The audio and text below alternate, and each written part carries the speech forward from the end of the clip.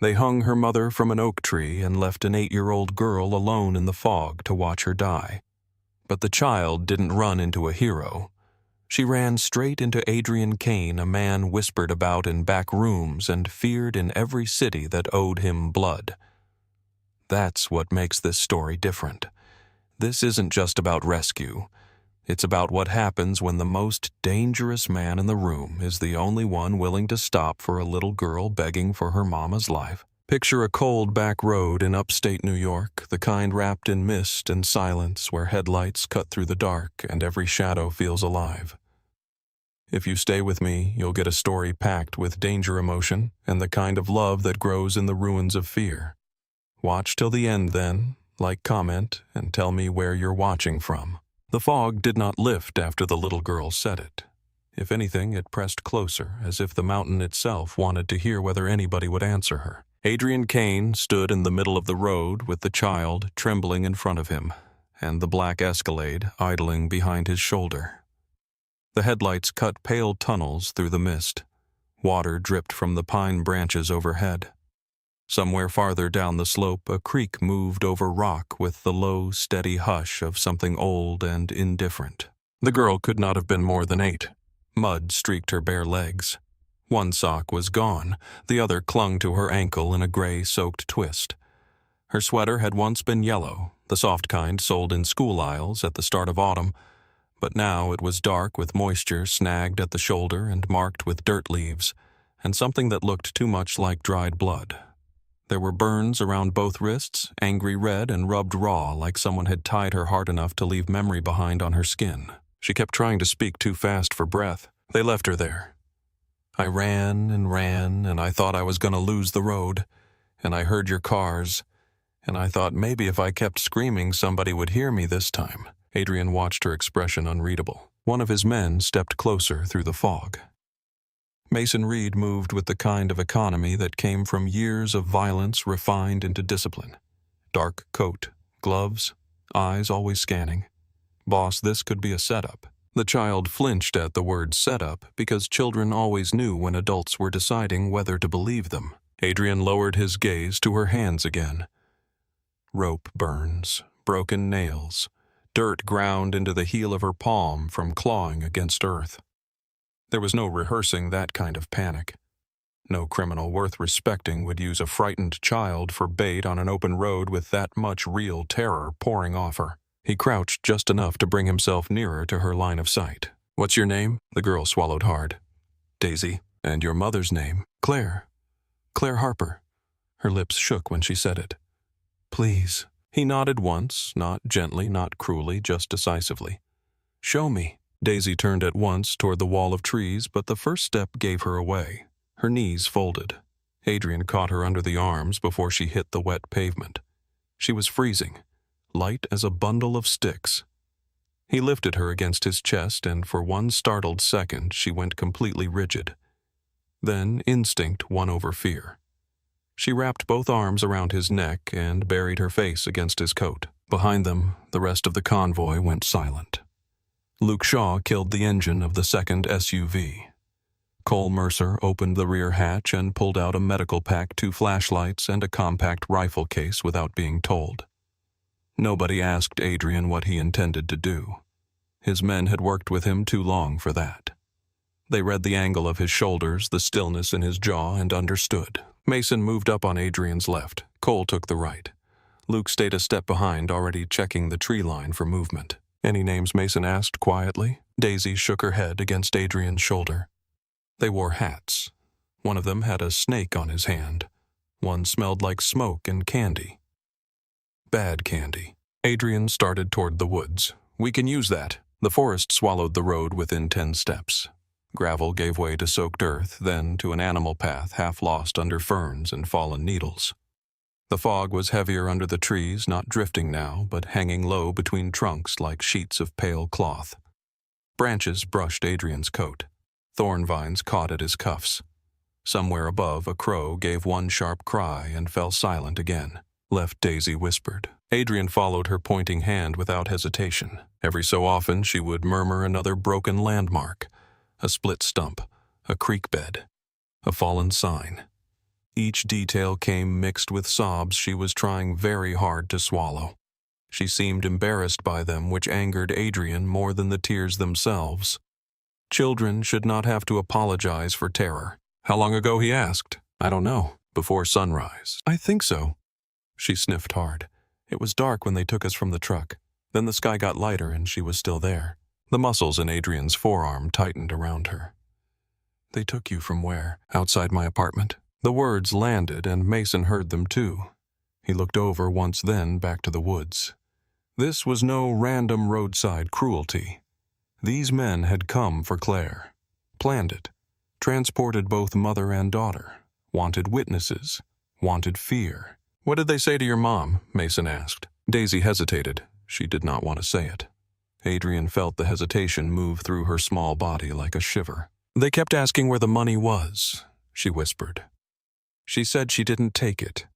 They kept saying she should have told the truth before they got tired. A branch cracked somewhere off to the right. All four men stopped. Cole dropped to a knee and angled his flashlight low, not into the trees, but across the ground. Fresh boot impressions, heavy tread, deep heel, at least 3 different patterns crossing the path in the same direction they were heading. He touched one print, then raised 2 fingers. Recent. Adrien looked down at Daisy. Did they leave after they tied her? She lifted her head, face pale and wet. I think so. They pushed me down, and one of them said we had all morning to look at her. Then they laughed. Then I heard a truck. I waited a little. Then I ran. That laugh lived for 1 second too long in the silence after she said it. Adrien started walking again, faster now. The land rose and dipped in uneven folds. Rocks sweated under moss. Mud sucked at polished shoes that had no business being in this kind of terrain. But Adrien moved through the woods as if the mountain owed him passage. He kept Daisy high against him with one arm and used the other to push branches aside. He did not curse when briars raked his knuckles. He did not complain when cold water from a bent limb spilled down the back of his collar. He just moved. Daisy's breathing slowed enough that her voice lost some of its sharp edges. Are you a cop? Number. Then what are you? Mason almost looked over. Luke did. Cole did not.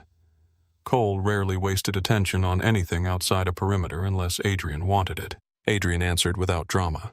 I'm someone who stopped. Daisy considered that cheek pressed to his shoulder.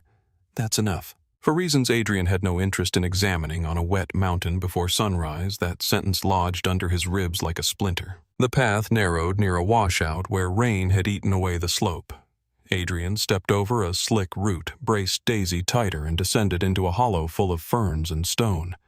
The air changed there. Colder. Less wind. The kind of pocket in the woods where sound did not travel right. He smelled stagnant water and old bark. Then beneath it something harsher. Rope. Sweat. Fear. Daisy lifted her head so fast her chin struck his shoulder.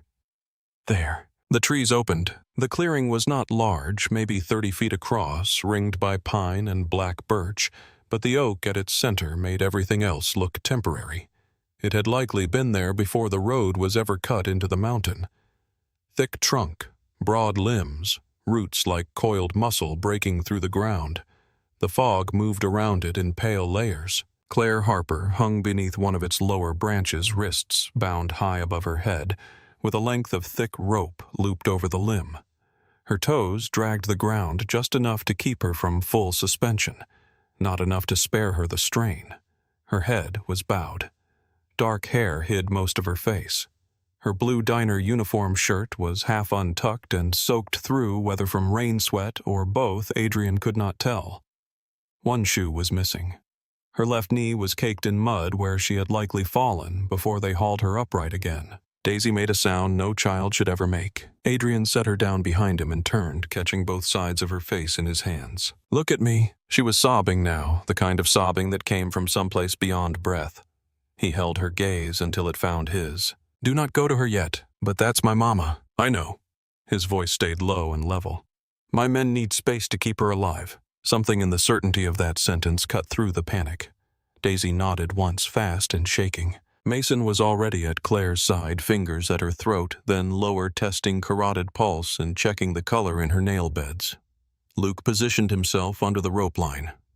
Cole was up the oak within seconds, knife between his teeth, boots finding knots in the bark as easily as if he had climbed worse in darker places.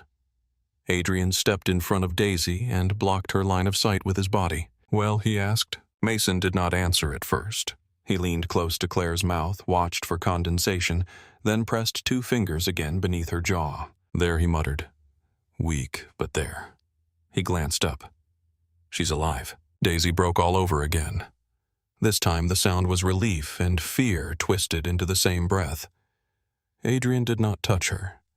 He just stayed where she could see him, a wall between her and the worst of it. "Luke. Ready. Cole." Cole sawed through the rope above with swift, controlled cuts.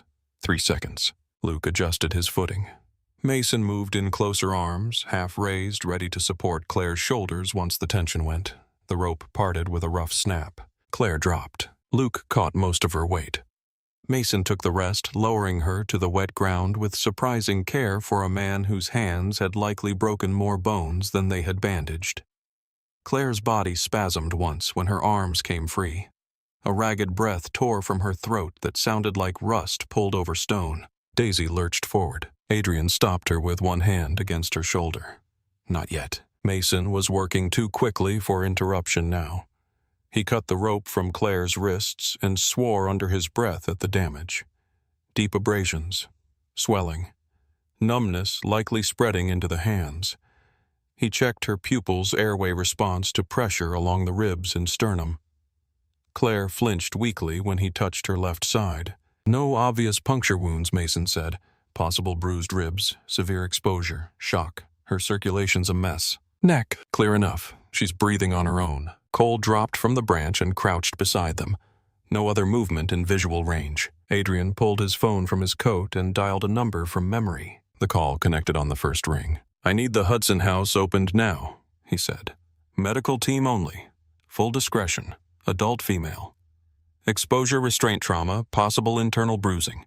We are 25 minutes out if the road stays clear." A pause. "No hospitals." Another pause. "Because I said no hospitals." He ended the call and pocketed the phone. Daisy stared up at him with red, swollen eyes.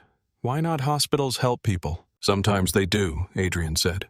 "Sometimes they make phone calls first." She did not fully understand that, but she understood enough to stop asking. Mason wrapped Claire in a thermal blanket from the pack and rubbed warmth back into her arms with brisk, practiced passes. Claire's lashes fluttered once. A faint raw sound escaped her when circulation began crawling back into her hands. "Mama," Daisy whispered. "Now," Adrien said. She dropped to her knees at Claire's side, careful now because Adrien had told her to be. Children noticed competence. It gave them rules when the world stopped making sense. Daisy took her mother's cold fingers in both hands and pressed them to her own cheek. "Mama, it's me. I ran and I found somebody. I found somebody, okay?" Claire did not open her eyes, but her lips moved. No word came out. Just breath. Mason looked up at Adrien. "We need to move." Adrien nodded. Then Cole turned his head toward the northeast edge of the clearing. He had gone still in a different way. Not resting. Listening. He rose and crossed the clearing with long, silent steps. Near the tree line, he crouched again and angled his flashlight along the ground. Disturbed needles. Broken fern heads. Fresh prints entering the clearing, not leaving it. The tread bit deep into mud not yet washed flat. He looked back over his shoulder. Boss. Adrien joined him. Mason stayed with Claire and Daisy. Luke covered the opposite flank rifle, low but ready. Cole pointed. These were not made when they brought her in. Adrien studied the impressions. 4 men by the spacing, maybe 5 if one had hung back. Heavy boots. Purposeful. They had returned after Daisy escaped, or they had never gone far to begin with. Either option said the same thing. The men responsible still felt ownership over this place. How fresh. Cole pressed 2 fingers to the edge of a print, then lifted them. Damp, but not filled. Minutes. Adrien's expression did not change. Did they circle? Some. One print at the trunk, too, near where the body came down, then back northeast. They realized she was gone. They followed us. Cole looked toward the gap in the trees where the trail bent downhill. Probably to the road if they had sense. Luke's voice came from behind them. That means they saw the convoy tracks. Adrien turned once more toward the clearing. Daisy sat in the mud beside her mother, whispering things too soft to hear. Mason held Claire's wrist in one hand and checked his watch with the other, measuring pulse against time. The image was so wrong it almost looked staged.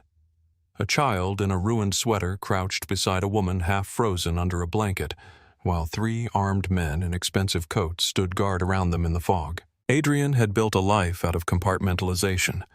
There was business. There was territory. There were enemies. There were problems solved quietly and problems solved loudly. He lived because he rarely allowed one category to bleed into another. But something had already crossed over the moment Daisy ran into the road. He walked back to them. Daisy looked up at him. "Are they coming back?" "Number." The answer came too quickly for comfort. Too flat for comfort. She searched his face anyway because children always looked at adults as if certainty might be visible there. They said if she was still alive when they got back, they'd finish it. Her voice shrank on the last 2 words. Adrien crouched beside her. Claire's face was clearer now that Mason had moved some of the hair away from it. She was beautiful in the battered, ordinary way of women who worked too hard and slept too little. Early 30s, maybe. Fine features. Mouth drawn tight, even unconscious, as if pain had set itself there out of habit. A bruise darkened along her cheekbone. Her lips were cracked from cold. There was nothing theatrical about her suffering. That made it uglier. He looked back at Daisy. "They won't. How do you know?" "Because I'm going to make sure." Mason heard the tone beneath the words and said nothing.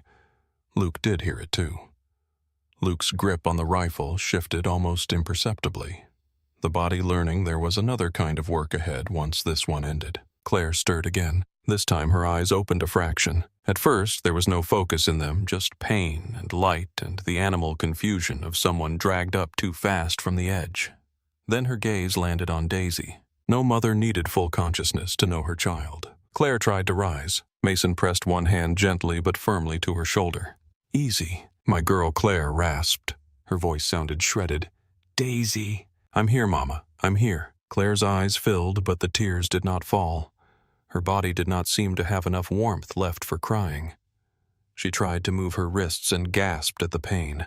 The sound cut through the clearing sharper than any scream. Adrien found himself kneeling before he had quite decided to. Claire saw him then. Her entire body tightened, not because she knew him, because a strange man in a dark coat with a face built for command was the first thing she saw after waking under a tree in the Catskills.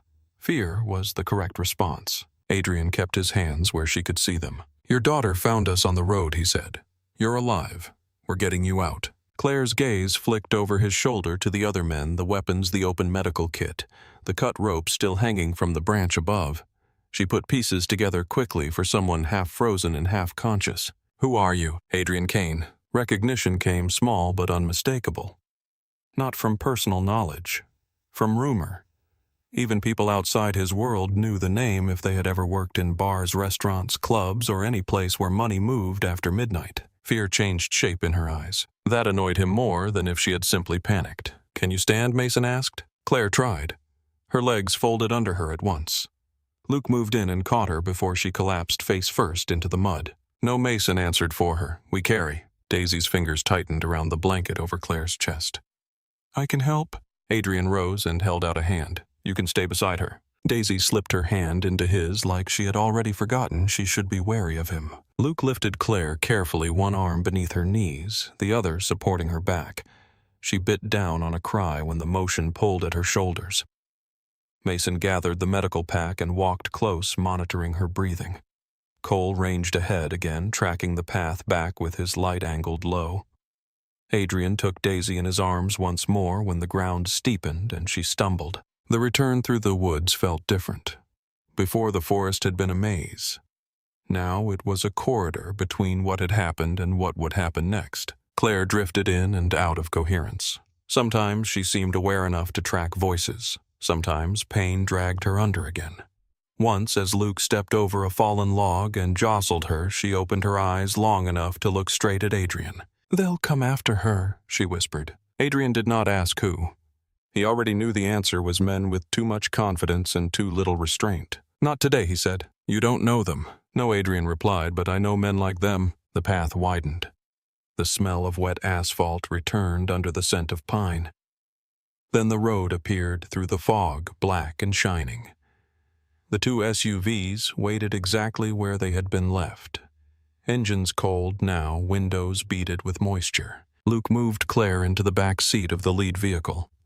Mason climbed in beside her with the medical kit. Daisy scrambled after them and immediately took hold of her mother's hand again. Adrien remained outside 1 second longer, studying the gravel shoulder, the angle of the tire tracks, the dark line where the forest began. Cole joined him. If they doubled back fast, they may already know which way we went. They know enough, Adrien said. Do we turn around? Adrien looked through the open door at Claire under the blanket, and Daisy curled beside her like a small, exhausted guard dog who had refused to let go of her post. Then he got in. Drive. The Escalade pulled onto the road with the smooth weight of money and power. The second SUV fell in behind them. Fog streamed over the hood. The mountain rolled past in muted gray and black. Inside the car, heat slowly filled the cabin. Claire shivered under 3 blankets. Mason had started an IV line with the efficiency of a man who had learned medicine because real life often refused to wait for licensed professionals. Daisy watched every movement without blinking. Is she gonna die? Daisy asked. No, Adrien said. Mason glanced up, measuring the word and choosing not to contradict it out loud. Claire's pulse was weak, but it was there. Her breathing was shallow but improving. Her body had been minutes from collapse, not from surrender. There was a difference. Adrien heard it in Mason's silence and accepted the nuance without conceding an inch of certainty. Claire's eyes opened again as the vehicle rounded a bend. This time she stayed awake longer. She looked first at Daisy, then at the IV in her own arm, then finally at Adrien seated across from her in the opposite captain's chair, one elbow on his knee, coat still damp from the woods. You should have left us, she murmured. Not because she meant it. Because she understood enough of the world to know rescue always came with cost. Adrien met her gaze. You're in no position to decide that for me. Something like anger flickered behind her exhaustion. Good. Anger meant life. You don't know what you stepped into. No, he said calmly, but I'm getting acquainted. Daisy looked between them, too tired to understand the current moving under the words, but aware of it all the same. Claire closed her eyes again. A moment later, she whispered thank you. Adrien said nothing. Outside, the road bent south toward the river, toward gates that would open before they reached them, toward white stone and locked rooms and a private medical suite where no one would ask questions on paper. Inside the SUV, a little girl leaned against her mother and tried not to fall asleep in case sleeping made anything worse. Adrien watched the tree line slide by beyond the window, his reflection moving over it like another ghost in the glass. He had answered the child on the road. That much was done. The rest of the morning was just beginning. The rest of the morning began at the gates of Adrien Cain's river estate. They stood open before the convoy reached them, wrought iron swinging inward without a sound, revealing a long private drive lined with bare sycamores and trimmed hedges silvered by frost. Beyond them, the house rose out of the thinning fog, like something built to impress judges and intimidate enemies at the same time. White stone, tall windows, black slate roof, clean symmetry. Too elegant to call a fortress, too guarded to mistake for a home. Daisy pressed closer to her mother as the Escalade rolled beneath the porte-cochere. Men in dark coats were already waiting under the canopy, not guards in uniforms. Adrien would never be that obvious. These men looked like chauffeurs, assistants, house managers, the kind of men wealthy people kept around to disappear into polished backgrounds. But their eyes moved too carefully. Their shoulders were too balanced. Their hands stayed where hands stayed when a weapon was always within reach. 2 doctors came out behind them with a gurney and heating blankets. The rear door opened. Cold air swept in. Mason climbed out first and gave quick instructions in a voice clipped down to essentials. Consciousness comes and goes.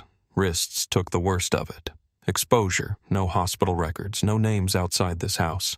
One of the doctors nodded once. No surprise, no hesitation. Adrien paid people who understood that discretion was not a suggestion. Luke and the medical team transferred Claire onto the gurney with careful hands. Even sedated by exhaustion and shock, she cried out when her arms shifted.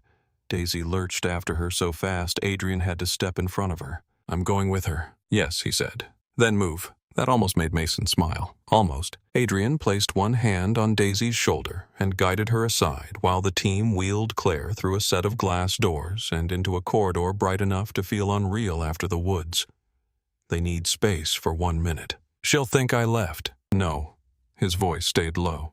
She saw you. Daisy looked up at him with a child's blunt, exhausted suspicion. How do you always talk like you know everything? The question caught Luke off guard. He hid it by looking away. Mason did not hide it. He watched Adrien instead. Adrien took off his gloves, one finger at a time. Mud had dried dark along the seams. I only talk when I'm sure. That answer seemed to satisfy her for the moment. Or maybe she was simply too tired to argue. Her small body swayed where she stood. The last of her strength had burned away somewhere between the oak tree and the gates. Mason crouched in front of her. He was a large man with the stillness of an old bruise. On strangers, children either recoiled from him or climbed on him. There was rarely anything in between. You eat breakfast yet? Daisy blinked at him as if the question belonged to another universe. No. Good, then you can help me judge the kitchen. She frowned. Judge it for what? For lying about its pancakes. That earned him the tiniest crack in her expression. Not quite a smile, more like the memory of one. A housekeeper approached with a folded wool blanket. Adrien nodded once, and she draped it around Daisy's shoulders. The girl clutched the edges closed with both hands and kept staring toward the corridor where her mother had disappeared. Adrien's phone buzzed in his pocket. He ignored it. Take her to the breakfast room, he said to Mason. Stay visible from the medical wing. Mason stood. You want me armed? Adrien looked toward the front drive where the second SUV had just come to a stop beneath the canopy. Cole was getting out moving fast, but not hurried. His eyes already searching the house staff, the perimeter cameras, the line of the drive. Adrien did not like surprises within his gates. He liked them even less after sunrise in a forest. Yes, he said, quietly. Mason extended a hand to Daisy. Come on, let's see if rich people can cook. Daisy hesitated, then looked at Adrien, not for permission, for reassurance. He held her gaze. Your mother is still here. That was enough. She took Mason's hand. Adrien watched them go until the corridor swallowed them. Then he turned to Cole. You saw something. Cole handed him a phone. After we cleared the road, I went back up with Luke's flashlight and checked the shoulder. Fresh truck tires older than ours, but recent. They stopped near the trailhead after we left. 4 sets of prints from the shoulder into the woods. Same tread we saw at the clearing. They came back. Yes. Adrien took the phone and swiped through 3 photos. Wet gravel. Deep impressions. One boot sole with a split pattern across the heel. Another with an angled lug missing near the toe. Enough to identify if he needed to. More than enough to irritate him. How far did they track? Hard to tell on the road. But they stood long enough to study our tires. Cole's jaw tightened. If they had a decent spotter. They know we left with 2 vehicles and headed south. Adrien gave the phone back. Lock down the house. Cole nodded and headed for the security room without another word. Adrien stripped off his coat as he crossed into the medical wing. A nurse took it from him and immediately stopped in place when she saw the damp on the sleeves and the smear of mud near the cuff. He did not look at her. Burn it! She recovered quickly. Yes, sir. The private treatment room at the end of the hall glowed with warm light. Machines hummed softly. Heat had been turned up high enough to erase the mountain from Claire's skin. She lay beneath white blankets now, one arm threaded with an IV, her wrists cleaned and dressed in fresh bandages that reached halfway up her forearms. Her hair had been brushed away from her face. Her diner shirt was gone, replaced by a plain, soft hospital top. The bruise on her cheek had darkened. Another showed beneath her jaw. Her lips had regained a little color. A female doctor in navy scrubs looked up as Adrien entered. She is stable, the doctor said. Cold stress, severe strain to both shoulders, extensive tissue damage around the wrists, dehydration and a lot of bruising. No internal bleeding that I can find. We were lucky. Adrien looked at Claire and said no, she was. The doctor understood that was not an argument worth having. When will she wake fully? She has surfaced twice. Next time should hold longer. Can she be moved? Not today. He nodded. Then she stays here. He turned to leave, then paused when Claire's fingers twitched against the blanket. Her lashes fluttered. A long, uneven breath moved through her. The doctor stepped back on instinct. Adrien did not. Claire's eyes opened slowly. Not wide, not startled, just painfully. The room had none of the dim mercy of the woods. Light made truth harder to hide. She looked at the ceiling first, then at the IV line, then at the bandages around her wrists. Her face changed by degrees as memory returned. Confusion, pain, then fear. Her head turned sharply. Daisy. Adrien stepped into her line of sight before panic could sharpen. She's safe? Claire froze, staring at him. In daylight, Adrien Cain was somehow more dangerous than he had been in the fog. At night, shadows did some of the work for a man like him. In bright rooms, he had to carry his own gravity. He did. She wet her lips and winced. Where is she? Eating. Claire blinked. It was such an ordinary answer, it took her a moment to process. Eating. Yes. With who? Mason. She looked at the doctor, then back at Adrien. Who's Mason? My head of security. For 1 second, she looked like she might laugh from sheer disbelief, but her ribs objected. The sound broke into pain instead. Adrien reached for the water at her bedside and held the straw near her mouth. She hesitated, then drank. Her hands were in no shape to do it herself. When she finished, she studied him over the rim of the cup. I know your name, I assumed. My boss used to mention it like a weather pattern. Something expensive and dangerous moving south. Adrien set the cup down. Your boss won't matter here. The words should have reassured her. Instead, they sharpened something wary in her expression. That depends what kind of man says them. That was a better line than most people managed in rooms with him. Better still, considering she had nearly died that morning. The doctor checked Claire's pulse, made a note, and then spoke to the room more than either person in it.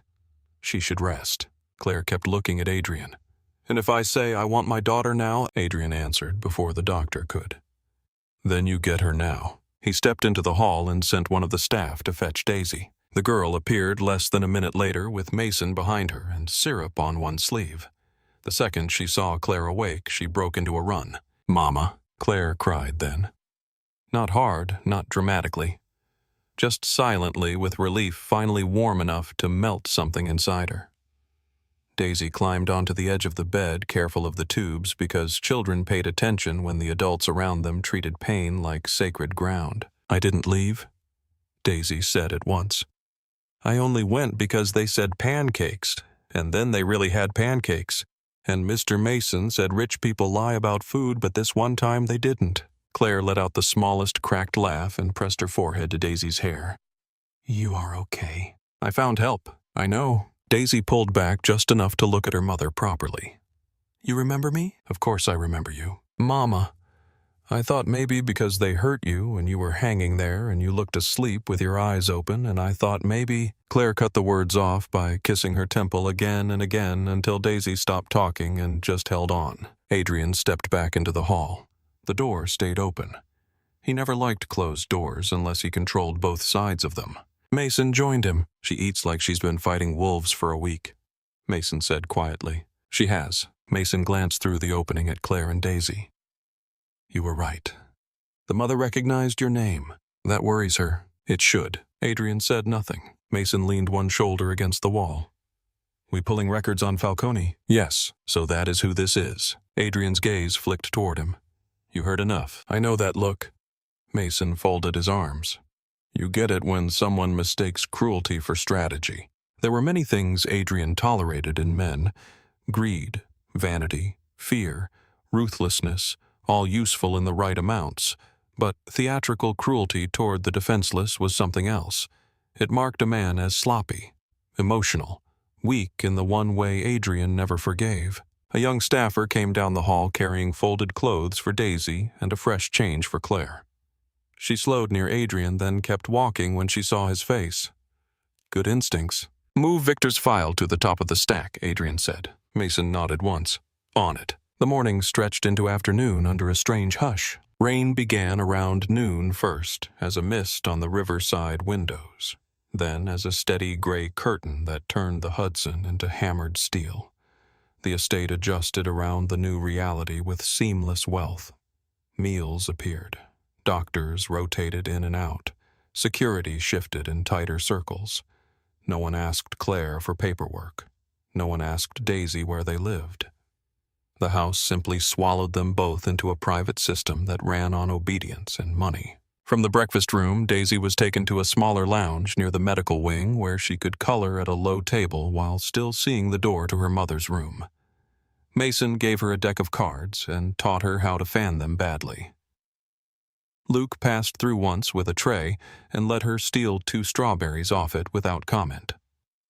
Cole remained mostly invisible, which meant he was busy. Claire slept in shallow pieces.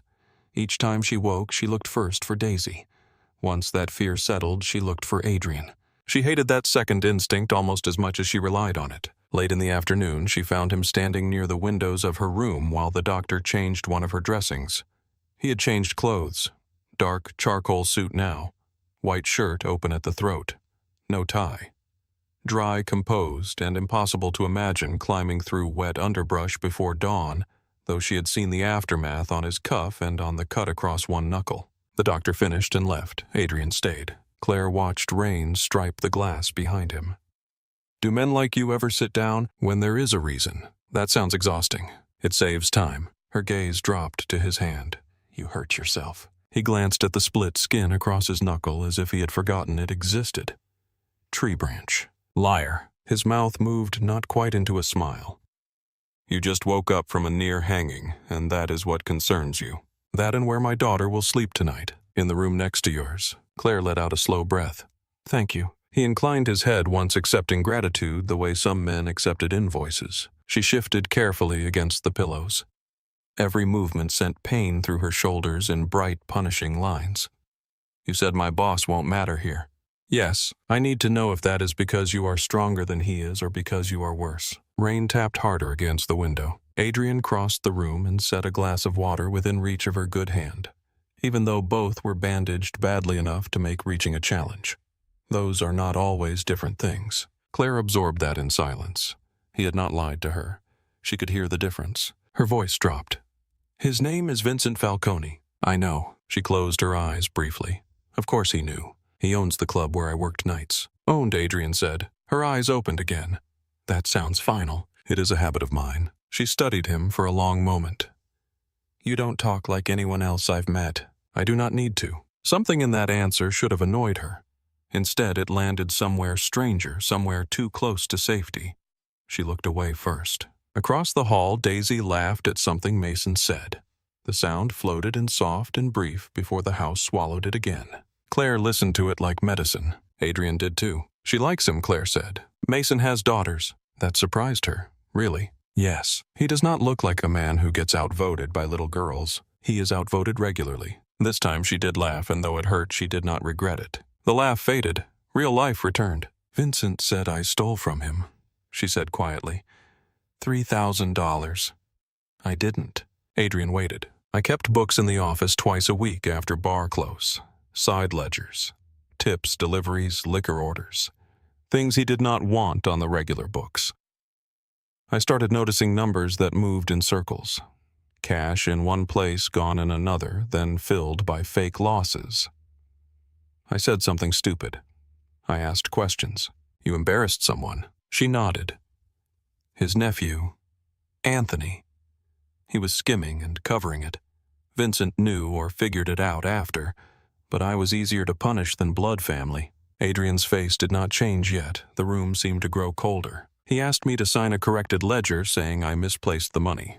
I said no. Why? Claire gave him a tired look. Because I have a daughter. Because if I sign once, then I belong to them forever. Because I'm poor, not stupid. Adrien held her gaze. Good answer. It got me tied to a tree. His eyes moved to the bandages around her wrists. For a few hours. The certainty in that sentence did something dangerous to her pulse. It told her he was already handling it. It told her she no longer had the right to choose how. Mr. Cain, Adrien. The correction slipped out so naturally it seemed to surprise him as much as her. She tried the name once in her mind before speaking again. If Vincent knows I am alive, he will come. Number. You keep saying that like men just disappear because you dislike them. Sometimes they do. Claire stared at him. Then, despite herself, despite the pain and the fear and the fact that she had every reason in the world to distrust a man like Adrien Cain, she believed him. The problem with believing dangerous men was that relief came first and consequences later. A knock sounded at the door. Cole stepped in with the tablet in one hand, Rain on the shoulders of his coat.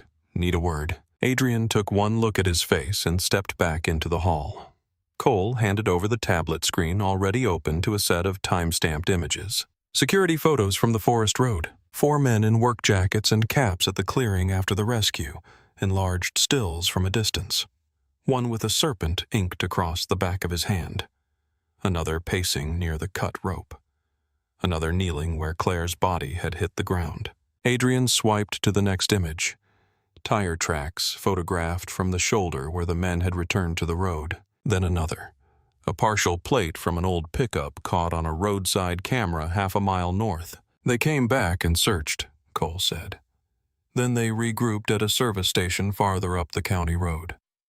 Our camera caught the truck heading northeast 20 minutes later. Cole tapped the screen. A hunting cabin registered to a shell company tied to Falcone's cousin. Of course it was. Mason appeared at the end of the hall, Daisy beside him in borrowed clothes and socks too new to feel like hers. He read the air immediately. Problem. Adrien handed the tablet to him. Mason scanned the images, then looked once toward Claire's half-open door. Do they know she was taken here? No, Cole said. But they know somebody with resources intervened. Mason's jaw hardened. Then they will either run or test the perimeter. Neither, Adrien said. They'll wait for instructions. From Falcone. Yes. Daisy stood very still, watching all 3 men with the uncanny alertness trauma gives children. Is the bad man still outside? The hallway went quiet. Adrien crouched to her eye level again, the same way he had on the road. No one gets through this house. That is not what I asked. Mason went motionless beside her. Adrien answered the question she had actually asked. Yes, he is still somewhere outside. Daisy swallowed. Then my mama will hear him in her sleep. Claire heard that from the bed inside the room and closed her eyes. Children said the truth without varnish. That was their cruelty and their grace. Adrien rose slowly. Mason, keep them together tonight. Extra detail on the riverside and the rear gate. Rotate every 2 hours. Mason nodded. Cole full file on Falcone by dinner. Associates, cash schedules, law enforcement contacts, family. Cole was already turning away. You'll have it. Luke came up the corridor a moment later, having clearly heard enough from the security channel to understand the shift in gravity. You leaving the house? Yeah.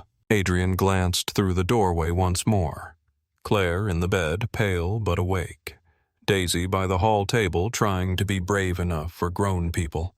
Rain against the windows. Machines humming. A life interrupted and dragged into his world whether she had asked for it or not. Yes, he said. Claire's voice came from inside the room. No. All 3 men looked at her. She pushed herself higher against the pillows, pain flashing across her face. If you go after him now, he'll know exactly what this is. Adrien stepped back into the room. He already knows someone interfered. That is different from knowing you care. The silence after that line was thin as wire. Adrien looked at her for a long moment, and in that look was the first clear sign that something had shifted beyond obligation. Not softened. Adrien Cain did not soften. But he had begun to take what happened to Claire Harper personally, and men like him were most dangerous when injury crossed from business into offense. You think this is about care? He said quietly. Claire met his gaze even though fear moved beneath her skin. I think men like Vincent survive because men like you decide which violence matters. Rain went on tapping the windows. Somewhere down the hall, a clock struck the half-hour. Adrien's face did not move, but something in his eyes sharpened to a colder light. Then he has had enough time.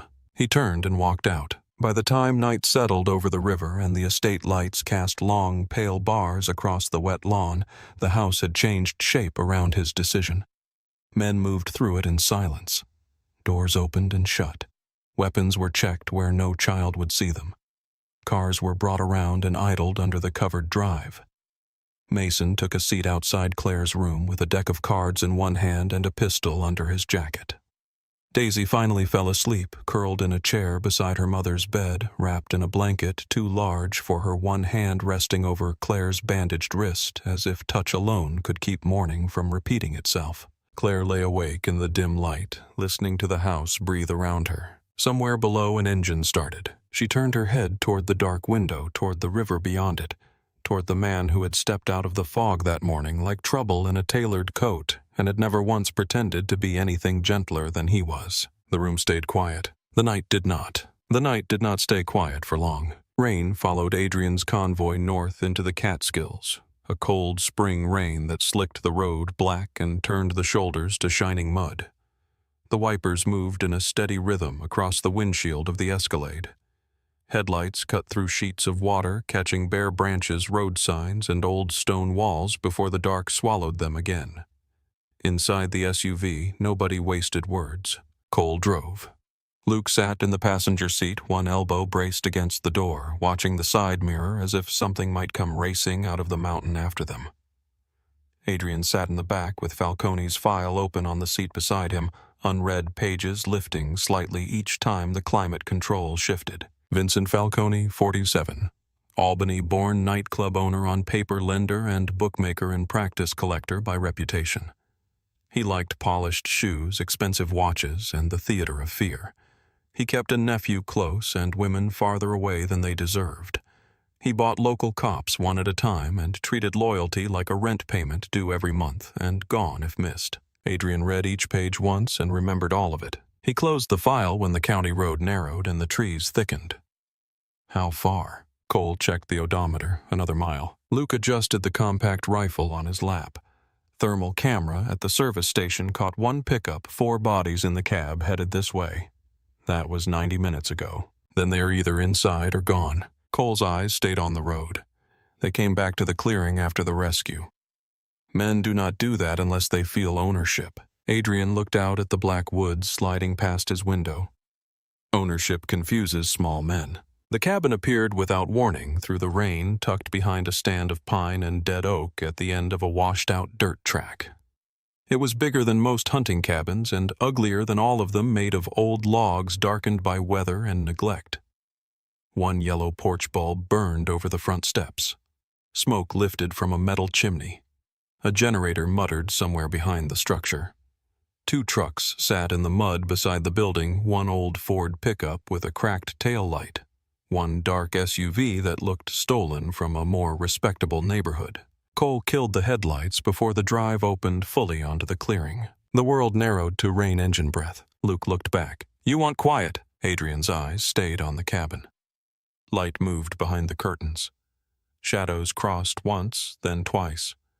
Voices carried faintly through the weather, too blurred to separate into words sharp enough to tell him men inside were not relaxed. "I want clear." Cole nodded once and eased the Escalade off the track beneath a line of pines, where the vehicle disappeared into black shadow. Rain tapped against the roof. Adrien opened his door before the engine fully died. Cold rushed in. The 3 men stepped into mud and darkness at the same time. No one slammed a door. No one spoke above breath. Cole moved first, circling wide to the left with a flashlight and suppressed sidearm. Luke angled right, heading for the rear of the structure through brush and low branches. Adrien remained where he was for one moment, feeling the rain collect in his hair, the wet earth soften under his shoes, the old familiar stillness settle through his body. At the estate, Claire Harper lay in a warm bed with bandages on her wrists and her daughter asleep beside her. Here the men who had laughed under an oak tree drank in borrowed light and mistook distance for safety. Luke's voice came softly over the earpiece. "Back door, 1 lock. No exterior camera," Cole answered a second later. "Front window gives me 3, maybe 4, one armed with a shotgun by the table, one pacing." Adrien stepped through the brush toward the porch. Rain streaked the porch bulb and made the light look weak and dirty. From here he could hear them more clearly. "He took her. I'm telling you, somebody took her. You think I can't see a cut rope, Tommy?" Maybe it was Cain. A chair scraped hard across wooden floorboards inside. Then another voice, rougher, older, confident in the way rotten beams seemed confident before collapse. "If Cain was in this, we would already know." Adrien placed one hand on the front door. "You know now," he said, and kicked it open so hard the frame split. The cabin erupted. Men shot to their feet. One hand lunged for the shotgun leaning by the table. Another reached under his jacket. A beer bottle shattered. A chair crashed backward into the wall. Adrien stepped through the doorway with his pistol already up. "Don't!" He did not shout it. He did not need to. Cole came in on his left with wet shoulders and cold eyes. Luke hit the back hall at the same moment, sealing the only other exit before anyone inside could think to run. There were 4 men. One stood nearest the fireplace. Broad-shouldered beard, gone patchy with gray serpent tattoo curling over the back of his left hand and disappearing under his sleeve. He had the posture of a man used to giving pain in front of witnesses. Tommy was younger than Adrien expected. Maybe 26, with fear loose in his face before a word had even been spoken. Another man with a red knit cap hovered near the table. The fourth was older, hard in the way of old laborers and old criminals, his mouth already settling into a line that knew this had gone bad beyond repair. The room stank of wet wool, stale cigarettes, wood smoke, and panic. The bearded man recovered first. "Who the hell are you?" Adrien took one step deeper into the room, rainwater dropping from the edge of his coat onto the cabin floor. "The man who cut Claire Harper down from your tree." No one moved. Tommy's eyes betrayed him before his mouth did. He knew the answer to who. He had heard the name on the service road or guessed it in the clearing. Either way, fear became recognition. The bearded man saw it happen and hated him for it. Cain. Adrien said nothing. The man laughed once without humor. "Well, that explains the cars." Cole shut the broken front door behind them as best he could. Not to keep anyone out, just to keep the weather from interfering with the mood. Adrien's gaze moved over each face in turn. "Which one of you put hands on the child?" The words landed flat, heavy, no room for misunderstanding. The man in the red cap looked at Tommy. Tommy looked at the floor. The older one by the stove said nothing at all. The bearded man smiled in a way that seemed to please only himself. She was in the way. Luke had come in from the back hall by then. He took position near the kitchen opening and rested one hand lightly on his weapon.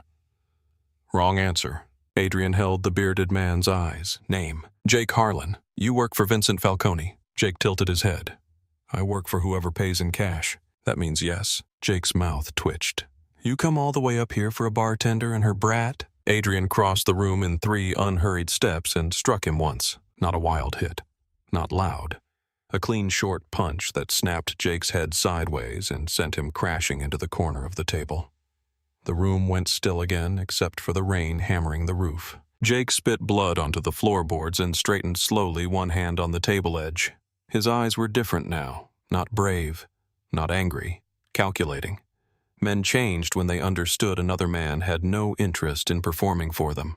Adrien flexed the hand he had used. The cut across his knuckle reopened. A line of blood ran down his finger. "You will say her name correctly," he said. "Claire Harper." No one breathed loudly enough to hear. Tommy licked his lips. "Look, we were told to scare her. That was all." Adrien turned his head toward him. "You hung a woman by her wrists in freezing rain while her daughter watched." Tommy's face drained of what little color it had. "I didn't tie the rope." The older man by the stove let out a tired, bitter breath. "Doesn't matter now." Adrien looked at him. "Your name?" "Pete Lawson." "And his?" Pete glanced once toward the man in the red cap. "Chris." Chris glared at him for the betrayal, but it had no heat. Men in cabins with loaded guns pointed at them did not get to keep much pride. Adrien holstered his pistol. That frightened them more than if he had kept it in his hand. He walked to the table, set both palms on the scarred wood, and looked at the map spread beneath the empty bottles. County roads, service lanes, marked circles near the clearing and near the station. One route ran south toward Kingston, another east toward Albany. They had been looking. "Who told you to go back?" Jake touched his mouth and glanced at the blood on his fingers. Falcone wanted to know if the woman was dead. And when she was not, Jake said nothing. Cole answered for him. They were going to finish it. Chris swore softly under his breath. Tommy closed his eyes. Adrien looked back up. "Now we are getting somewhere." Luke moved to the wood stove and nudged a chair out with his boot. "Sit." Jake laughed again, thinner this time, or what? Luke met his eyes. "You know better than to ask questions you already understand." Jake remained standing for exactly 3 seconds. Then he sat. The others followed because once the strongest man in the room made peace with fear, everyone else had to negotiate with it too. Adrien stayed on his feet. "Claire Harper worked at Falcone's club," he said. "She handled books off the floor. She found missing money. Falcone blamed her." Jake wiped his mouth with the back of his hand. "She refused to play along. So you made an example." Jake's gaze sharpened. "That is how men keep order." Adrien looked at him with open contempt for the first time. "No. It is how weak men imitate power. Silence gathered around the sentence. Pete stared into the stove. Chris shifted in his seat. Tommy's hands shook against his knees. Jake drew himself up despite the blood on his lip. You think you are different. I know I am. That right. Adrien bent slightly, not enough to invade Jake's space, enough to make him understand how little space was left. If I wanted her dead, she would already be buried. If I wanted her afraid, she would never know my name. What happened under that tree was not power, it was appetite. Jake looked away first. Cole stepped to the far end of the table and dropped a folder beside the map. Pictures slid out. Prints from the clearing, tire tracks, service station images. He spread them with careful fingers piece by piece until the cabin table held a visual record of every mistake the men inside had made since dawn. Tommy stared at one of the stills and whispered, "How the hell?" Adrien ignored the question. "Falcone sent 7 men after Claire Harper this morning." Jake's jaw moved once, no answer. Adrien looked to Tommy instead. "How many came back from the woods?" Tommy's eyes darted to Jake. "Answer him," Pete said without looking up. Tommy swallowed. 4. "And the other 3? Tommy shook his head fast, fear breaking loose from him now in visible waves. "We split after the clearing. Danny went one way, Mitch and Vic went another. I don't know where they are." Luke spoke from the stove. "That is not true." Tommy's voice cracked. "I swear." Jake slammed one hand down on the table. "Shut your mouth." Adrien's attention shifted back to Jake. "You are worried Falcone will hear you talked." Jake bared his teeth. "You think he won't?" "Not from you." Chris made a sound, then a short, involuntary breath that said he had just understood what kind of room he was in. Adrien let the silence work for him. Outside, rain pounded the porch. Inside, the generator hummed beneath the walls as if the cabin itself understood it had entered borrowed time. Jake leaned back slowly. "Falcone runs the Paradise Room in Albany. You know that already. Front office on Lark Street says event management. Upstairs office at the club is where he meets collectors. Card games run out of Warehouse 9 by the river twice a week, cash only. Cops get paid on Fridays. His nephew Anthony handles books when he is sober enough to count. You want names, too." Adrien said nothing. Jake laughed bitterly. "Course you do." The list came out piece by piece after that. Bartenders who doubled as lookouts. Drivers. A clerk in city records who flagged inspections before they landed. 2 detectives taking envelopes. A cousin with access to trucks. A woman who booked private rooms and never asked why clients wanted no cameras. Tommy added more whenever Jake paused. Chris corrected addresses. Pete filled in dates with grim resignation as if every detail spoken aloud relieved him of 1 ounce of loyalty he had never wanted in the first place. Adrien listened, Cole remembered. Luke watched the men's hands. By the end of 20 minutes, Falcone's world lay on a table sticky with old beer. Adrien picked up one of the photographs and looked at the partial tire print. Who laughed? No one understood at first. At the clearing, he said. When the child said you told her to watch. Who laughed? Tommy's eyes closed. Chris turned his face away. Jake said, "Does it matter?" Adrien set the photo down. To me. Pete looked at Jake, then at Chris, then finally at Tommy, whose breathing had gone shallow and fast. Tommy whispered, "All of us." Jake rounded on him. "Coward!" Tommy flinched so hard his chair scraped back. Adrien watched him for a long moment. Fear had not yet hardened in Tommy. That did not make him innocent. It only made him newly aware of what he had chosen to become. "What did Falcone tell you before he sent you?" Tommy swallowed hard. "That women like her think tears pay debt." Adrien's eyes went cold enough to stop breath in smaller men. "And Daisy." Tommy stared at the floor. He said, "Leave the kid alive." Said fear lasts longer if somebody remembers. Nothing in Adrien moved after that. Not his mouth, not his hands, not his shoulders. Yet the room changed. Even the rain seemed farther away. Luke looked down. Cole did not. Jake mistook stillness for mercy and made the worst choice available to him. He lunged. It was not a smart move. It was not even fast. Just desperate. A chair kicked backward, one hand diving inside his coat, the other shoving off the table. Luke hit him first. A short step. A body check. Jake slammed sideways into the wall hard enough to rattle the framed deer head above the stove.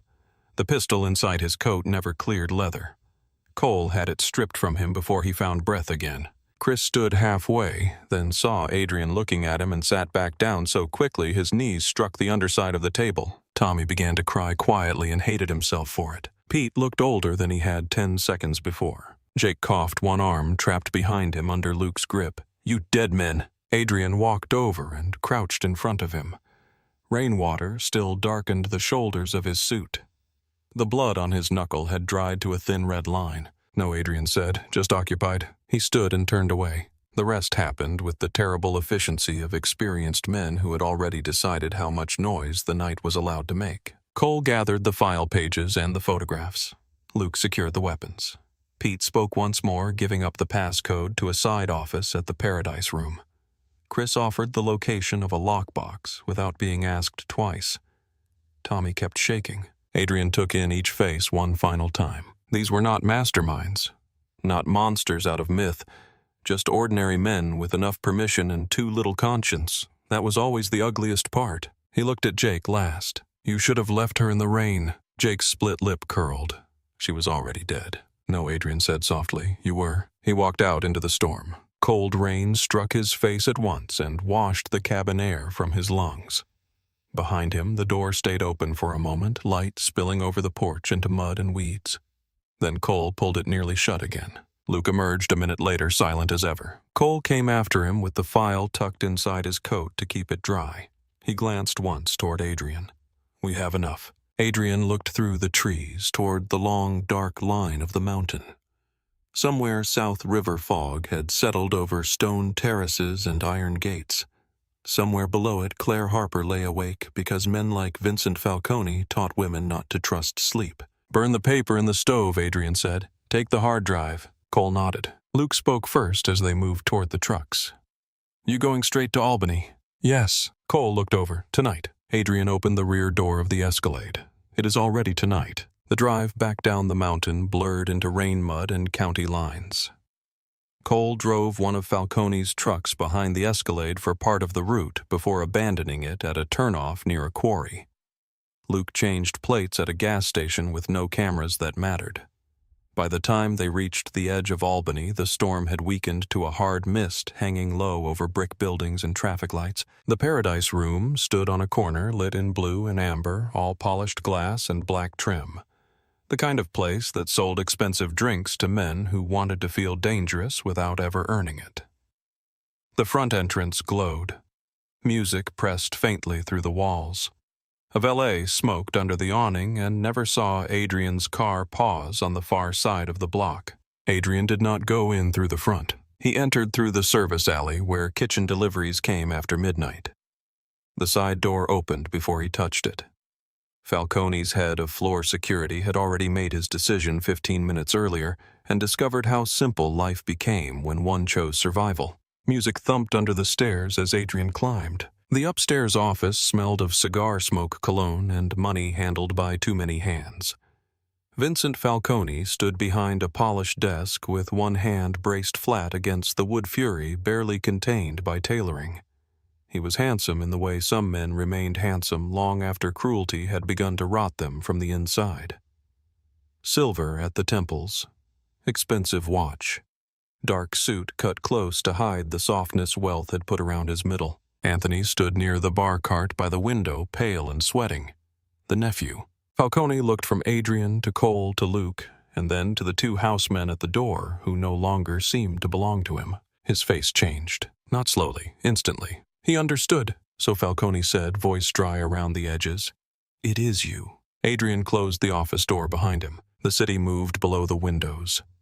Music went on downstairs. Glasses clinked. A woman laughed near the stage. The world never stopped for one man's fear, no matter how carefully that man had arranged his life. Falcone tried a smile and failed. "You could have called." Adrien removed his wet gloves and set them on the desk. "You sent men into the mountains to hang a mother in front of her child." Falcone gave a small dismissive shrug that would have looked elegant on anyone else. "An employee issue." Anthony shifted by the bar. Adrien saw it. So did Luke. "An employee issue," Adrien repeated. 3,000 missing from my books. Your nephew stole from you." The room went quiet. Anthony's mouth opened. Nothing came out. Falcone's expression did not crack. "That is a serious accusation." Adrien looked at Anthony instead. "You were sloppy." Anthony looked at his uncle, then at the floor, then back at Adrien. His face had the weak panic of a man whose life had been cushioned by the wrong bloodline. Falcone spoke carefully now. "Claire Harper was disposable. You and I both know how this world works." Adrien stepped closer to the desk. "No," he said. "You know how your world worked." Falcone's hands flattened harder on the wood. "You are making this personal." It became personal when you involved the child. For the first time, something true entered Falcone's eyes. Fear. Not loud fear. Not dramatic fear. Just the cold realization that the usual currencies were gone. Money would not help him. Influence would not help him. Explanation would not help him. He had crossed into a category of offense Adrien Cain did not negotiate around. Anthony made the mistake of reaching for the bar cart drawer. Luke had him face down over the glass surface before the drawer was halfway open. Falcone flinched at the sound of his nephew's body hitting crystal and wood. Adrien. There was no use pretending they were equals now. Adrien rested both hands lightly on the desk and leaned in just enough to let Falcone see the final shape of the room. "Listen carefully. Your accounts are gone. Your games are finished. The men on your payroll are speaking to save themselves. The only thing left under your control tonight is how much dignity you lose before sunrise." Falcone stared at him. Then, because some men had nothing but arrogance left when stripped of options, he laughed. It was a terrible sound. Thin, tired, delusional. "You think you can erase me?" Adrien looked at him with no more emotion than if he had been discussing weather at the river estate. "I already have." Outside, Albany traffic rolled through wet intersections under red lights and neon signs. Downstairs, the music cut from one song to another. In a warm room miles away, Claire Harper might finally have closed her eyes. Adrien straightened, picked up his gloves, and stepped back from the desk. When he left the office, he did not look behind him. By dawn, the Paradise Room was dark. Its doors stayed locked. The lights above the bar never came back on. Detectives stopped answering Vincent Falcone's calls. Bankers misplaced his urgency. Men who once waited outside his office for instructions no longer said his name with confidence. Some absences spread through a city like news. Others moved through it like relief. The river estate stood pale against the early morning sky when Adrien returned. Rain had passed. The grounds were wet and shining, every hedge and iron rail edged in the soft gold of first light.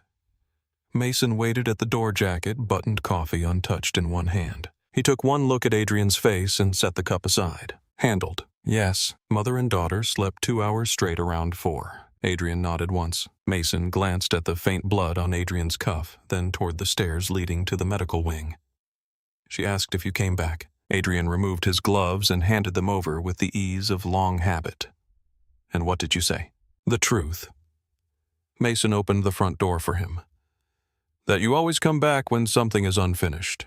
Adrien stepped inside, the warmth of the house closing around him. Upstairs, beyond quiet hallways and closed doors, Claire Harper was waking into a world that no longer belonged to Vincent Falcone. Upstairs, beyond quiet hallways and closed doors, Claire Harper was waking into a world that no longer belonged to Vincent Falcone. The first thing she noticed was the light. It came through the tall windows in thin gold bands, soft over the white walls, the polished wood, the glass water carafe on the bedside table. Morning at Adrien Cain's estate never arrived like morning in her old apartment. There were no sirens 3 blocks over, no pipes knocking behind the walls, no upstairs neighbor dragging furniture over her ceiling before sunrise.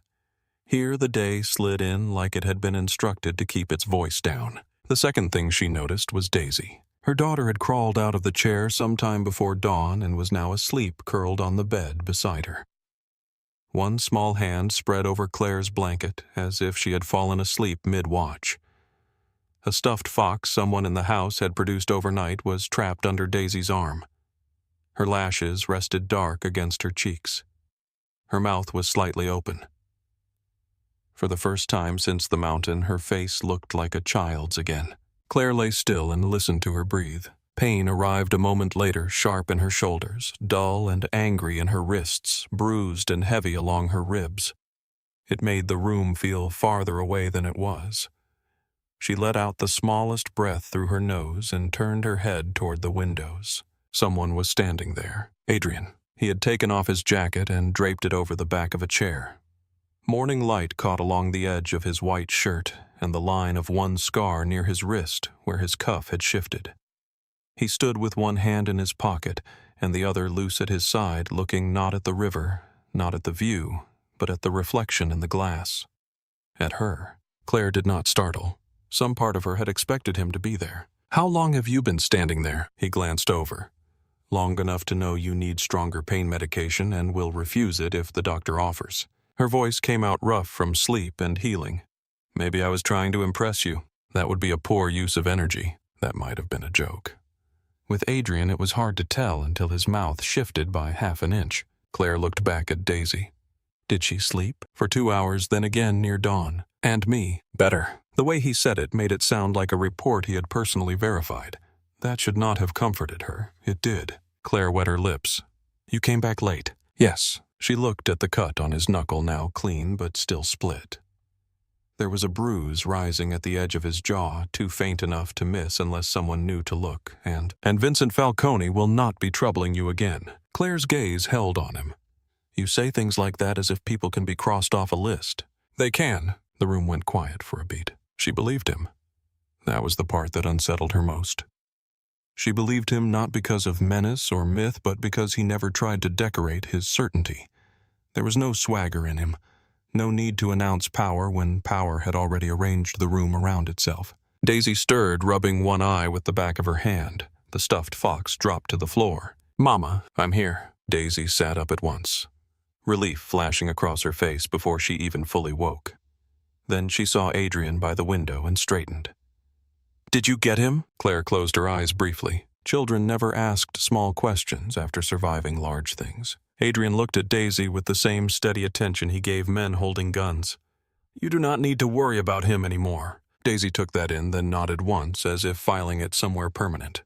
"Good." She reached for the stuffed fox on the floor and came up with it by one ear. "Miss Eleanor gave me this. She says foxes are smart because they watch before they move." Adrien inclined his head. "Miss Eleanor is right." Daisy held the fox against her chest and looked between them. "Can I have breakfast with Mr. Mason again?" A laugh tried to work its way through Claire's ribs and had to settle for a wince. Adrien crossed the room and picked up the call button from the bedside table before handing it to Claire. "Only if your mother agrees." Daisy's eyes widened. "You let her be in charge here?" Claire looked at Adrien. "You hear that? Even she thinks this is suspicious." This time the ghost of a smile was undeniable. Brief, dry, gone almost at once. "I permit exceptions." By the time breakfast arrived, the house had resumed its polished routine. Daisy ate pancakes at a low table by the window in a sunroom off the medical suite with Mason beside her and a stack of crayons spread between them like evidence of a softer country neither one fully belonged to.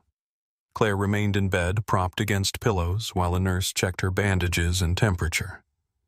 Adrien stayed through none of it, and all of it moving in and out of the room, taking calls in the hall, speaking softly to staff who vanished to carry out whatever he said.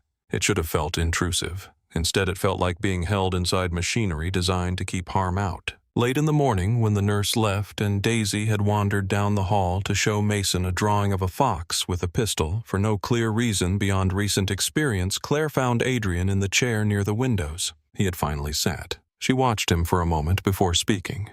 That must mean there is a reason. His gaze lifted. "You remember everything, unfortunately." He leaned back slightly, one ankle over the opposite knee, dark and composed and somehow more dangerous at rest. "Memory is useful, so is forgetting. For some people." Claire adjusted the blanket over her lap with awkward bandaged hands. "I used to think that too." He waited. The silence between them no longer felt like absence. It felt like a room being offered. She looked toward the windows, but what she saw was not the river. "I worked mornings at the diner because it was steady. Tips small but steady. Then Daisy started school and rent went up and my old landlord sold the building to a company that painted the front door, changed nothing else and called it luxury. So I started nights at Falcone's club. First coat check, then bar, back then office work because I could add numbers faster than the men he trusted." Adrien said nothing. He was very good at that. Better than sympathy. Better than interruption. Vincent liked women who looked tired. Claire went on quietly. He thought tired meant grateful. Thought if he handed you cash at 2 in the morning, you'd stop noticing where it came from. Most girls did not ask questions because they had kids or rent or men at home who took more than they earned. I did not ask questions either. Not at first. What changed? Anthony got careless. There was bitterness in her voice now, and disgust, and the old humiliation of being made to pay for another person's stupidity. He liked to show off. Bought watches he could not explain. Tipped bottle girls with money he was supposed to count, played big in rooms where the staff all knew what his salary was. One night I saw him rewrite a line item in the side ledger. Then I saw another. Then I saw where the cash shortage landed. On you, on whichever woman did not belong to the family. She gave him a tired half look. It is amazing how often that becomes the answer. Adrien's expression remained still, but his eyes had gone a shade colder. You refused to sign. Yes. Why? Claire let out a small breath. You already asked me that. I am asking again. She studied him. There was intent in the repetition, though she could not yet name it, because I knew what it meant. And because Daisy was sleeping in the next room of a 1-bedroom apartment with peeling paint and a broken heater, and I could still hear her breathing through the wall. Claire swallowed. I could live poor. I could live tired. I could even live scared for a while. But I was not going to let some man in a silk shirt decide the kind of mother I turned into. Adrien held her gaze for a long moment. Good. The word landed softly, but it reached farther inside her than she expected. She looked away first. The river shone white where sunlight caught it between clouds. He told me examples mattered. Said if people thought they could skim from him, everything got weak. He confused obedience with strength. Claire gave him a faint smile. You really do hate that. I hate men who need witnesses for cruelty. There it was again. Not rage. Not a speech. Just a line of steel placed carefully on the table between them. Claire looked down at her bandaged wrists. For the first time since the mountain, she allowed herself to imagine what his anger must have looked like when it finally reached Vincent Falcone.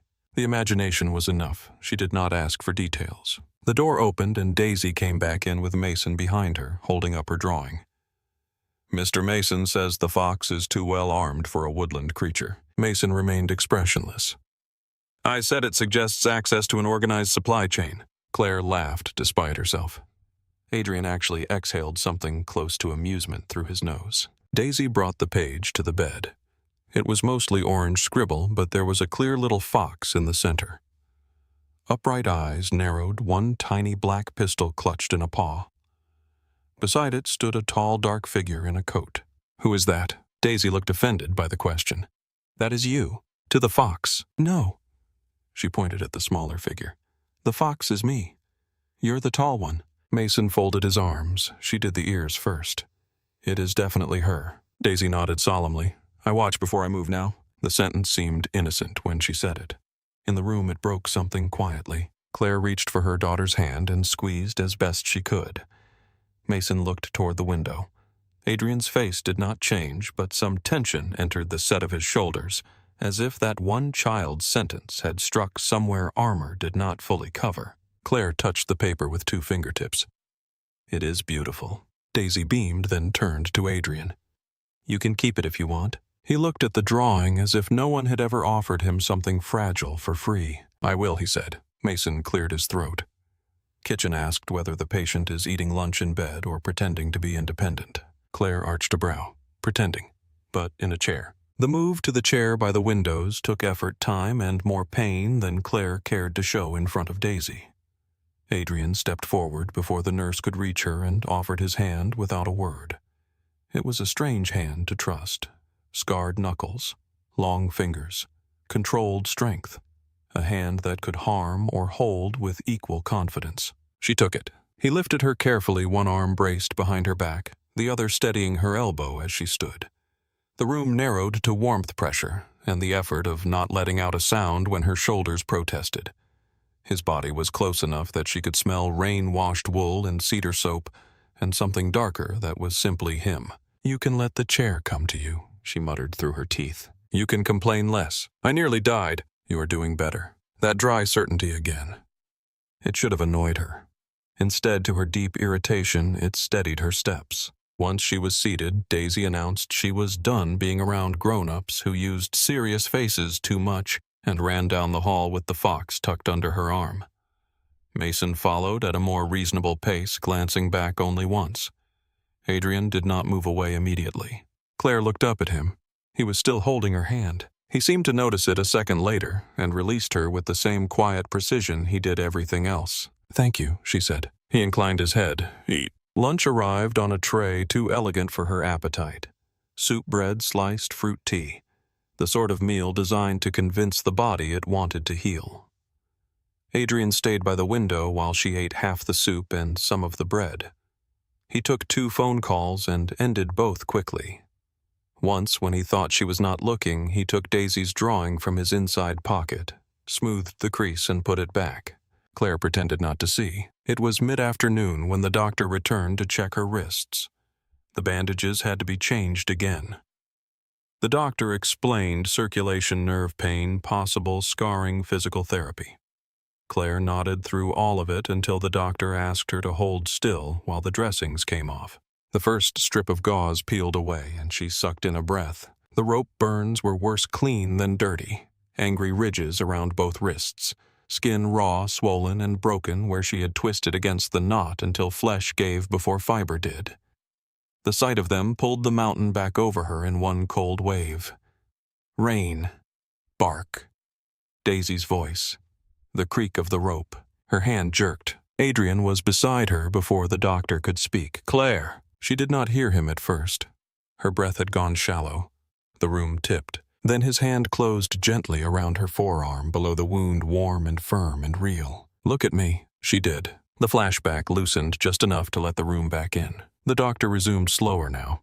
"I need to clean them thoroughly." Claire nodded once, but her throat would not let out words. Adrien did not move away. When the doctor left to retrieve a fresh tube of antibiotic ointment, Claire was still looking down at her wrists, pale and breathing carefully. "You do not have to stay for this," she said. "I know. Most men would leave." "I am not most men." "No," she said softly. "You really aren't." The doctor returned, but an emergency call from downstairs pulled her out almost at once. 5 minutes. Do not touch anything." The door closed. Claire gave a humorless little laugh. "That seems optimistic." Adrien looked at the tray of dressings, ointment, and clean gauze. "I can do it." She stared at him. "Can you?" "Yes." "Should you?" "That is a different question." She should have said no. A sane woman would have. Yet the idea of waiting alone with the wounds open raw to air and memory felt worse than trusting him with something intimate. So she held out her hand. Adrien sat in the chair opposite her and drew it toward him with more care than she thought those hands possessed. He cleaned the wound in slow, measured passes, his touch exact, never once fumbling, never once hurting her more than the wound already demanded. He said nothing while he worked. Neither did she. The quiet held. Only when he reached for the fresh bandage did she speak. "Who taught you?" His eyes remained on the wrapping. "A field doctor in Juarez, long time ago." "That does not sound legal." It was not. She watched his face in profile. "Nothing about you sounds legal." A corner of his mouth shifted. "And yet here you are." His fingers tied off the bandage with clean efficiency. Then he took her other hand and began again. This time she asked the question that had been sitting between them since the road. "Why did you stop?" He did not answer at once. The room was full of late afternoon light now, warm and gold against the pale walls. Outside, the river moved broad and quiet under it. Somewhere farther down the hall, Daisy's voice rose and fell in conversation with Mason, asking questions at a pace no adult deserved. At last, Adrien said, "I had a sister." Claire went very still. "Annie." The name came out flat at first, as if worn smooth by being carried too long in silence. "She was 8 when she died." Daisy's age. Claire's chest tightened. "There was a fire in the apartment building where we lived. Not an accident. Somebody set it over a debt that had nothing to do with us. Annie got out onto the landing. Neighbors heard her screaming. Men outside heard her screaming. No one went in because the building was poor and the people in it were poorer. They decided saving her was not worth the risk." His voice never rose. That made it worse. "I was 14. Too small to break down the door. Too late to be useful. By the time I got back upstairs, the smoke had already taken the hallway." Claire forgot the pain in her wrists, forgot the room. All she saw was a boy in firelight hearing the world choose not to care. Adrien finished wrapping the second bandage and set her hand down gently. When Daisy ran into the road, he said she looked at me like somebody decent had to be left somewhere. I dislike proving children wrong. Claire could not speak for a moment. When she finally did, her voice came softer than she intended. I am sorry. His eyes lifted to hers. That was when she saw it clearly. Not the wound itself. He would never let anyone see that plainly. But the shape it had carved in him. The reason mercy in him had to come dressed in discipline and violence because tenderness without force had once failed someone he loved.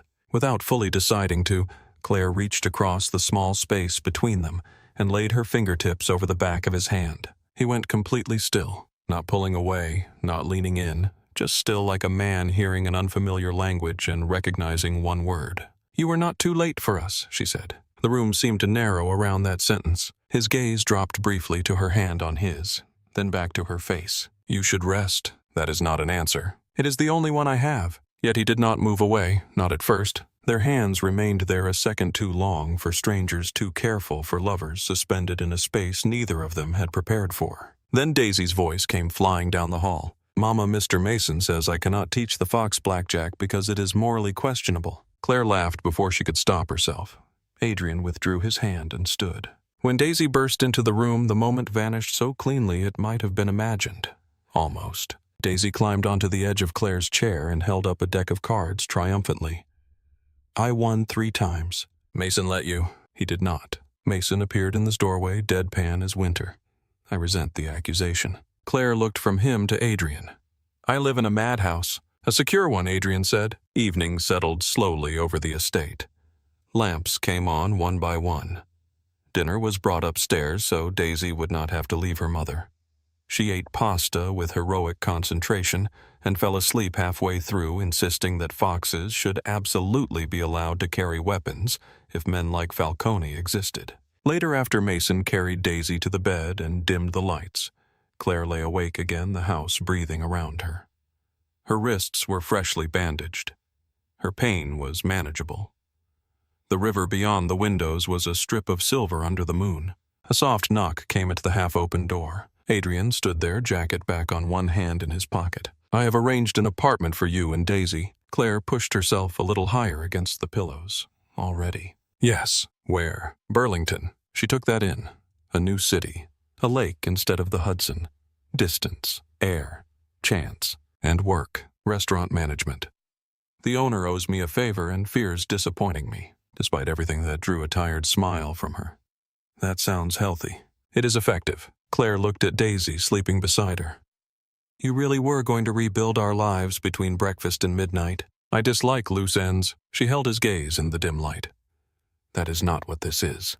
Something shifted in his face, then faint as a shadow passing over water. No, he said quietly, it is not. Neither of them looked away. The room stayed still, full of sleeping child moonlight, and the dangerous tenderness neither one knew how to name without breaking something. At last, Adrien inclined his head once and stepped back from the doorway. Good night, Claire. Good night, Adrien. He left the door open when he went, and the light from the hall stretched across the floor, all the way to the bed. He left the door open when he went, and the light from the hall stretched across the floor all the way to the bed. Claire watched that thin line of light until sleep finally took her. The next few days moved with a strange gentleness, as if the house itself understood that healing could be startled and had chosen not to slam any doors. Morning rounds came and went. Dressings were changed. Pills were counted into small paper cups. Daisy discovered every corner of the second floor she was allowed to see and invented secret names for all of them. The sunroom became the fox room. The downstairs library became the red room because of the rug, even though the rug was mostly burgundy and not red at all. Mason tolerated these inaccuracies with the patient expression of a man who had long ago accepted that children and facts only shook hands when it suited them. Claire got stronger by degrees. The first day she made it from the bed to the chair without Adrien's help. The second day she walked to the windows and stood looking out over the Hudson while rain moved in silver lines across the water. Her shoulders still hurt when she lifted her arms. Her wrists ached in deep, pulsing ways that reminded her healing was not the same thing as being whole. But she was standing, alive, warm, and every time the old panic rose hard and fast in her throat, she had only to look down the hall and find Daisy somewhere in sight to make it loosen. By the fourth morning, the doctors said the word discharge in voices meant to sound careful. Claire almost laughed. Nothing about this place resembled a hospital, and yet she had come to understand that she had been admitted all the same. Into security. Into silence. Into a world where things happened before she asked, and doors opened before she reached them. Into Adrien Cain's strange, disciplined version of mercy.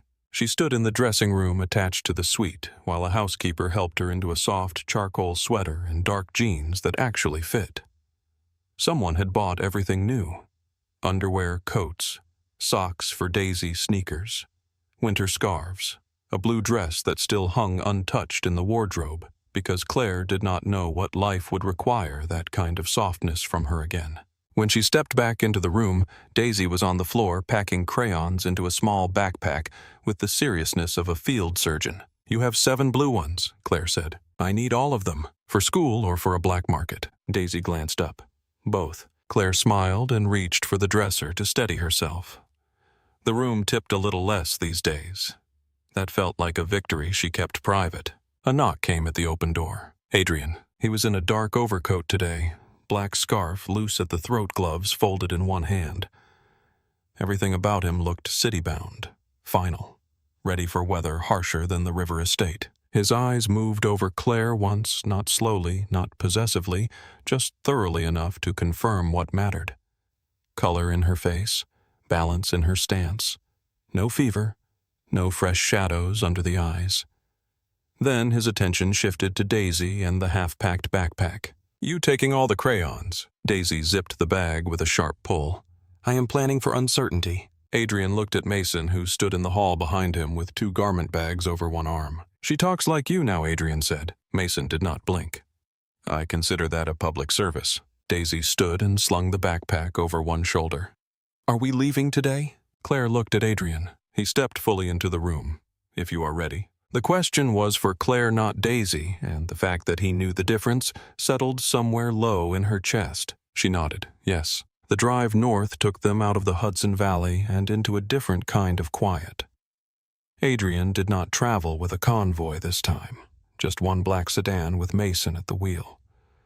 Claire in the back, with Daisy beside her, and Adrien in the front passenger seat turned slightly so he could still see them when he wanted to. The road unwound through small towns, bare trees, and fields not yet decided between winter and spring. Snow still clung in gray patches to the edges of shaded ditches. Church steeples rose now and then over modest main streets. Gas stations, farm stands, shuttered motels. America in the spaces between urgency. Daisy fell asleep with the fox in her lap somewhere past Glens Falls. Claire watched the landscape change through the window and tried to imagine a future inside it. A school with teachers who did not know her name before this week. A restaurant where cash shortages did not arrive with threats. A bedroom with windows facing a lake instead of an alley. Bills still came in every month in every state, but maybe fear did not have to. She glanced toward Adrien. He was reading something on his phone, one thumb moving once or twice, then stilling. Even at rest, he never looked entirely unguarded. There was always a little tension held back in him, like a man listening to a room no one else could hear. "What did you tell the owner?" He looked over his shoulder. "That you are competent, stubborn, and have no patience for dishonest books." "That sounds flattering until the middle." "The middle is the flattering part." She almost smiled. "You realize I may hate Burlington." "You may, and if I do, then you call Mason and he moves you again." She stared at him, just like that. "Yes, it bothers you how impossible you make gratitude." This time he did smile. It arrived briefly like winter sunlight breaking through cloud and changed the whole architecture of his face before disappearing again. Good. Burlington met them in late afternoon under a pale sky the color of old glass. Lake Champlain stretched cold and wide beyond the downtown streets. The apartment Adrien had arranged sat above a quiet corner cafe in a brick building with tall windows and worn stairs. It smelled faintly of coffee and fresh paint. 2 bedrooms, small kitchen, radiators that actually worked, a view of the lake if you leaned a little to the right in the living room. Daisy ran from room to room with the fox under one arm and the backpack bouncing against her spine. "This one is mine." Claire followed more slowly, touching countertops, door frames, window sills, as if proof lived in texture. The place was furnished, but not impersonally. Soft throws folded over the couch, real plates in the cabinets, a bowl of green apples on the table. In Daisy's room, someone had already put a lamp shaped like a moon on the nightstand and set colored pencils in a mug by the bed. Claire turned in the doorway and found Adrien watching her. "You had this done in 4 days. I had help. You had money." "That too." She crossed into the living room and stood near the windows. Mason was downstairs, bringing up the last of the bags. Daisy's voice floated in from the hallway, naming things she intended to protect from imaginary wolves. Claire looked out at the lake, then back at Adrien. "I do not know how to thank you for something this large." "You can stop trying. Number. Then do it by staying here long enough to belong somewhere again." The sentence settled between them with a weight neither one could pretend not to feel. Claire took a breath. "And you?" "I belong exactly where I am." She studied him. "Do you?" Before he could answer, Daisy came hurtling into the room with a sheet of paper in both hands. "Look! The cafe lady downstairs gave me a cookie and said if I draw her a fox for the wall, she will give me another." She skidded to a stop in front of Adrien and thrust the paper at him instead. Large, uneven letters in blue pencil covered most of the page. "Thank you, Mr. Cain." There was a crooked heart beneath it and something that might have been a very dangerous fox. Adrien took the page carefully, as if paper offered by children required different hands than anything else in the world. "You spelled my name wrong last time," he said. Daisy narrowed her eyes. "Not this time." "No," he said quietly. "Not this time." He folded the paper once and slipped it inside his coat. Mason appeared in the doorway, carrying the last suitcase. He set it down and looked around the apartment with the efficient approval of a man who checked exits before beauty. Locks are solid. Street is quiet. Cafe owner's grandson lives upstairs in the next building and is home most nights. Good neighborhood. Better if Daisy stops offering drawings to strangers before verifying identity. Daisy looked outraged. "She gave me a cookie." "That is not verification." Claire laughed, and the sound surprised her by how light it was. Evening came on over the lake in bands of blue and silver. Mason ordered dinner from the cafe downstairs. Daisy ate at the little kitchen table and asked if Vermont had wolves, gangsters, or haunted snow. Mason answered each question as if testifying under oath. Adrien took a call near the window and spoke so quietly Claire could hear nothing but the cadence of command. When he ended it, he looked older for a moment, or perhaps just farther away. Daisy yawned halfway through her second cookie and tried to deny it. Claire knelt carefully in front of her and brushed crumbs from her sweater. "Bed. I am not tired. You are almost speaking in your sleep. That is not evidence." Mason made a noise that might have been agreement with Claire, and Daisy surrendered. 5 minutes later, she was under the moon lamp in the new bedroom, Fox tucked under one arm, one sock off and one still on, asleep before Claire finished smoothing the blanket. When Claire came back into the living room, Mason was gone. "He stepped out to check the block," Adrien said. Claire nodded, then stood with her hands loose at her sides in the center of the small room. The apartment was warm. The radiator clicked softly. Wind moved off the lake beyond the glass. The quiet between them felt entirely different here than it had at the estate. Smaller, more personal. No hallways to retreat into, no staff to absorb tension. Just 2 people in the first honest pause since the mountain. "You were going to leave without saying goodbye." Adrien did not deny it. "It is cleaner." "For who?" "For everyone." Claire folded her arms, then immediately unfolded them when her wrists protested. That sounds like something a man says when he is trying to make his fear sound noble. His gaze sharpened slightly. "You think I'm afraid? I think you know exactly what men like you leave behind when they stay too long." That landed. She saw it in the stillness that followed. Adrien looked toward Daisy's closed bedroom door, then back to Claire. "My life does not come without consequences. Neither does mine. This is different." "Yes," she said, "it is." He held her gaze. "If anyone learns I brought you here, you become leverage." Claire stepped closer. "Not recklessly, deliberately." "And if you disappear now, what do I become then?" He did not answer. "A memory." Her voice softened but did not lose its edge. "Another woman you saved and filed away because distance is easier than wanting anything." The wind pressed once against the windows. Somewhere below, a car passed slowly on the street. Adrien's face revealed almost nothing, yet she had begun to understand what almost nothing meant on him. The small tension near the mouth, the way his hand flexed once at his side, the half-breath he did not let out. "You should have become harder to leave," he said. Claire felt something low and unsteady move through her chest. "That was not my intention." "Number, was it yours?" He looked at her then in a way he had not allowed himself to before. Not as a problem to solve, not as a witness, not even as someone under his protection. As a woman standing in warm lamplight in a new apartment with lake wind at the window and history still burning at the edges of both their lives. "No," he said quietly. The room went very still. Claire took one more step. She was close enough now to see the fine weariness at the corners of his eyes, the line of a small scar near his jaw, the fact that he smelled faintly of snow and cedar and the city he had not yet gone back to. Close enough to feel the heat of him in the cold space between their coats. "You found us at the worst moment of our lives," she said, "and you did not look away." His voice dropped with hers. "That does not make me safe." "No." Claire's heart beat hard, but her hands were steady. "It makes you the reason my daughter gets to sleep in that room tonight." Something gave way then, not in him entirely. Adrien Cain would always be built of harder material than most men. But enough. His hand rose and stopped briefly near her cheek, as if even now he was offering her one last chance to step back. When she did not, his fingers touched her face with extraordinary care. The kiss was nothing like the stories women told in break rooms at closing time. It was not reckless, not hungry, not the kind of kiss that tried to erase history with heat. It was slow, deliberate, and almost unbearably gentle. A kiss between two people who knew exactly how cruel the world could be and chose just for a moment not to speak that language. Claire felt the restraint in him as sharply as tenderness. He kissed her like a man used to taking control of everything and terrified of damaging the one thing he did not want to. When he drew back, his forehead rested lightly against hers. Neither of them moved. The radiator clicked. The street below hummed softly with distant traffic. In the bedroom, Daisy turned once in her sleep and settled again. Adrien closed his eyes for the briefest second. "You should build a life here that does not include waiting for me."